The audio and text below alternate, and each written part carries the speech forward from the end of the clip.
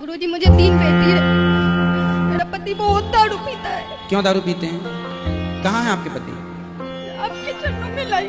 कहाँ है बुलाओ? कहाँ है इनके पति? हाथ उठा लो इनके पति। वो आ रहे हैं, जल्दी आ जाओ भैया। मुझे किसी चीज का दुख नहीं देते, बस दारू पी के। बेटियां आपकी 3 हैं। क्या करते हैं आपके पति देवता? आपके पति काम क्या करते हैं? कौन सा काम? बस का ड्राइवर। अच्छा, बस के ड्राइवर हैं। बुला लो। मुझे कुछ चीज का दिक्कत नहीं, बस दारू पी के 10 दिन से मुझे भी मारते, मेरे बच्चे को भी, भगवान को भी फेंकने जाते। बात कर लो भैया। क्या नाम है आपका? मंतोष ठाकुर। माइक पास लो।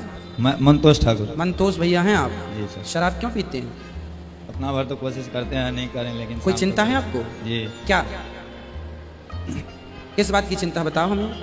बाल बच्चा दुखी हो जाता है इस चीज से। दुखी क्या हो जाता? शराब पी के मारोगे तो बच्चे तो दुखी हो ही जाएंगे। हम तो खुद चाहते हैं सर इसको छूट जाए। शराब आप छोड़ना चाहते जी। हैं? तो फिर कौन आपके मुंह में डालता है शराब?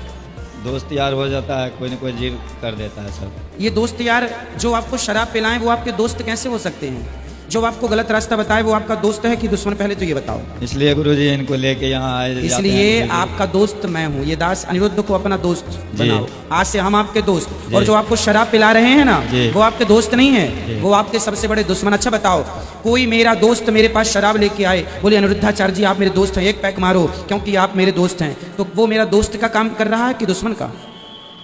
वो किसका फर्ज अदा कर रहा है? अरे दोस्त ऐसा नहीं होता। दोस्त तो वो होता है जो अपने दोस्त को बुरे रास्ते से सही रास्ते पर ले आए। ये तो दुश्मन होता है जो शराब पिला दे और आपको भटका दे। आप तो ड्राइवर हैं, शराब पी के गाड़ी चलाएंगे, बस चलाएंगे, कितनों की जिंदगी खतरे में आ जाएगी मेरे भाई। जी गुरु। इसलिए शराब मत। और देखो शराब पी के कितनी जगह इसका एक्सीडेंट से टूट फाट गया है, एक भी जगह सही नहीं है गुरुजी। मत कराओ।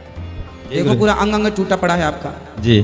तो देखो आपकी बेटियां कितनी हैं? आपकी बेटियां 3 है। 3 बड़ी बड़ी बेटी बच्ची हैं? नहीं, बच्ची है। तो बड़ी हो जाएंगी, फिर उनकी जिम्मेदारी कौन संभालेगा? आप शराब पी के भगवान ना करे कल कुछ आपको हो गया तो बच्चों की जिम्मेदारी किसकी होगी? कल फिर आपकी बच्चियां कहीं गलत रास्ते पर ना चले जाएं। अरे माँ बाप इसलिए होते हैं कि बच्चों को सही संस्कार देके आगे बढ़ाओ। आप शराबी बाप हो ना, तो आपकी बेटियों को कल किस नज़र से लोग देखेंगे? इसकी क्या गारंटी है आपकी कि बेटी को लोग सही नज़रिए से ही देखेंगे? शराबी की बेटी आपके घर में लोग आएंगे। शराबी के घर कैसे लोग आते हैं? अच्छे लोग तो आते नहीं हैं।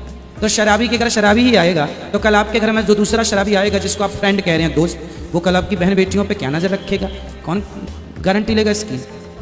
फिर आप तो शराब के नशे में पड़े होंगे। इसलिए ऐसी हालत है, अभी मैं 5 महीने की प्रेगनेंसी में, फिर मैं इसको बिहार से यहाँ लेके आई हूँ। चलो अब गुरुजी से अब आप प्रॉमिस कीजिए, वचन दीजिए कि शराब नहीं पिएंगे। नहीं होगा गुरुजी। अब नहीं पिएंगे? नहीं। जब आपको शराब पीने का मन हो इसको कथा सुन लिया करो मेरे भाई। अपना भविष्य ना खतरे में डालो। शरीर की हालत देखो क्या बना रखा है आपने।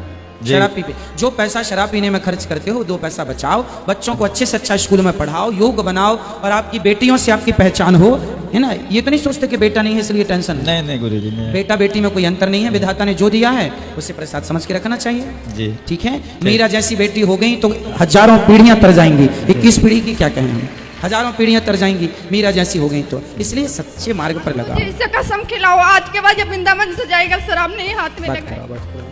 जी गुरुजी। देखो आपकी पत्नी को आपकी कितनी चिंता है। आपकी पत्नी आपको देखो, पत्नी का धर्म निभा रही है आपकी पत्नी कि मेरे पति शराब ना पिएं, सही रास्ते पर चलें और बच्चों का लालन पालन करें। तो आप आज मुझे वचन दीजिए कि आप शराब नहीं पिएंगे। नहीं पिएंगे गुरुजी आप। सही?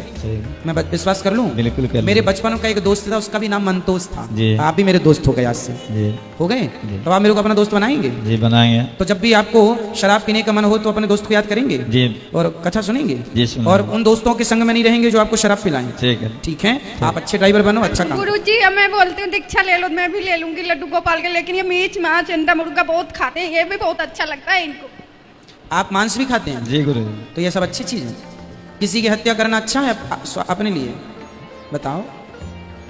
आज से बिल्कुल शुद्ध वैष्णव होके जाइए यहाँ से, वृंदावन से। कोई शराब नहीं, मांस नहीं। कथा सुनते हैं आप? जी गुरुजी। रोज सुनते हैं? नहीं रोज तो नहीं सुनते। रोज सुनिए मोबाइल पे। आप बस चलाते हैं, ट्रक? जी जी। बस तो गाड़ी चलाते रहे, मोबाइल पे कथा लगाएं, यात्री भी सुनेंगे, आप भी सुनना, है ना। ठीक है। और बढ़िया चलने देना कथा।